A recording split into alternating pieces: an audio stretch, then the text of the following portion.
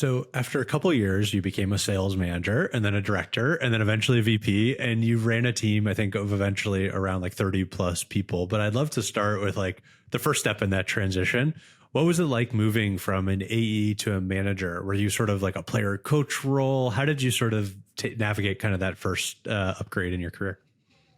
It was a major transition for me, as you can imagine.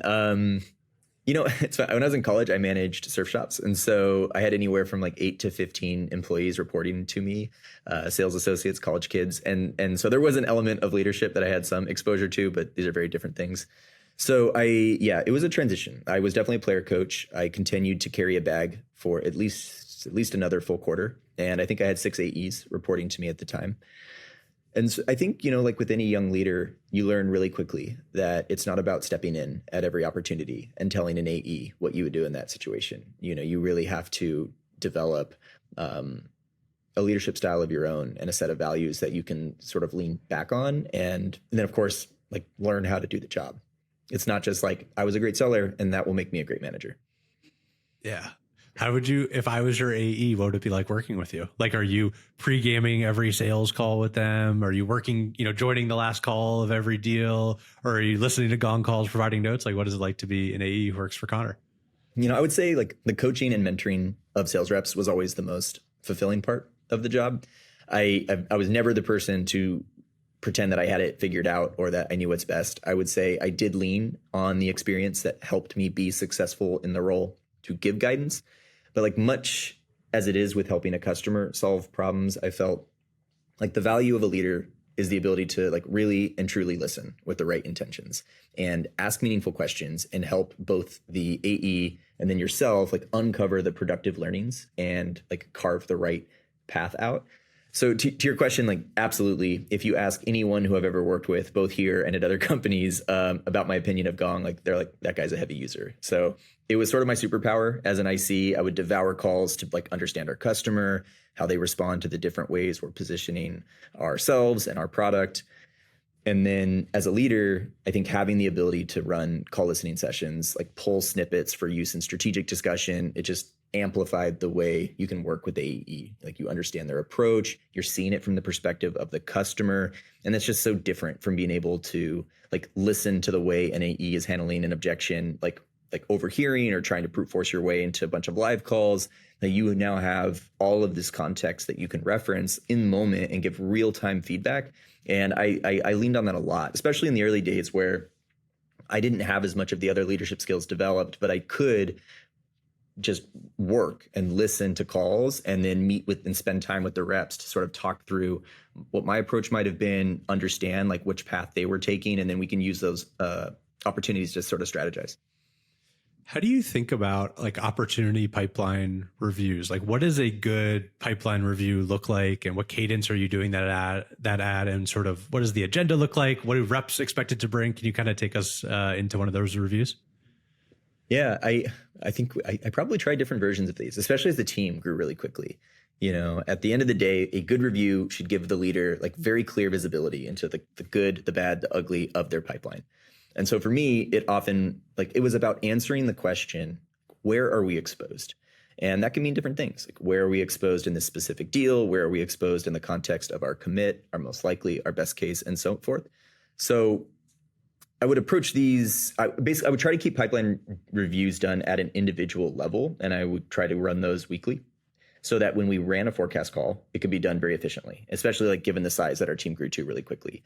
And so the goal of that meeting would be to walk away with a very firm understanding of what's possible so that we can roll that up to like high levels of leadership. And what I just found was a thorough pipeline review is very, very difficult to do with this large team of AEs, even if you have a lot of time. And so I would try to concentrate them at an individual level. And when you would do these as a team, like the expectation always was, I need to come in with this, like basically having already asked myself these questions as it relates to anticipating what a leader would ask. And so we would run through these exercises at individual level where they could sort of look at their pipeline through my eyes and start to look for those exposure areas. And so we did it in a pretty classic, like commit, most likely best case standpoint. But by the time we got to like the true like forecast pipeline review call, There should have been a lot of inspection done upfront at the individual level. And when we did that and ran those calls with just one-to-one, it was really about sort of seeing like where are the blockers and how can I help? Why would this deal not close? It was a lot of looking at this from that perspective in terms of what are the things that would happen to prevent us from getting this done, and then sort of working backwards to mitigate that sort of outcome we didn't want.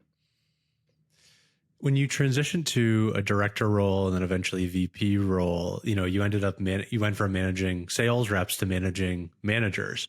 Like, what was that transition like for you, and how did that sort of impact your day-to-day life and kind of your leadership style?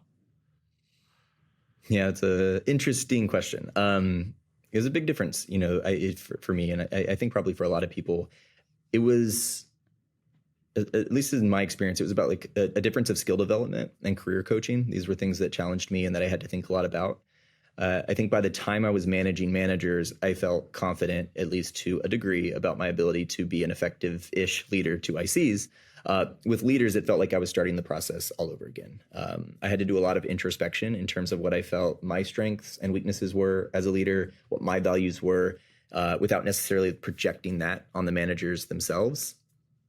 And so I think with like a lot of AEs have different styles, this is true of leadership, but the stakes felt higher to me because I felt like the weight of responsibility of the success and psychological safety of the entire team.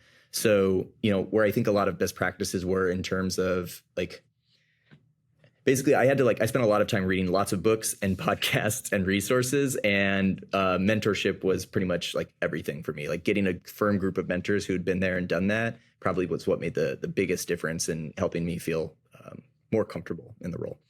Yeah, same for me. I got a marketing coach. And I think what the hardest part about it too is like you feel so much like pressure to hit your number for this entire org, but then you have like the least amount of direct control that you've ever had, right? And so now you're managing through other people, and you do have to be like a leader. You have to inspire people and set the goals. And then you also have to develop some framework of accountability to, hold your managers accountable so they hold the team accountable. And so everyone sort of knows what's going on. And it's a very tricky sort of weird process. It feels very different than being a manager or just like an IC. So yeah, it was a big transition for me too. Yeah, very true. It's like, how do you increase your impact, but with fewer like direct one-to-one conversations? And that can be a difficult balance to strike. Yeah. And it's weird being like the big boss that, like in the group, you're like, you still feel like, okay, I'm the AE who started or whatever. Oh, for sure. Yeah. Imposter syndrome never goes away. Yeah, exactly.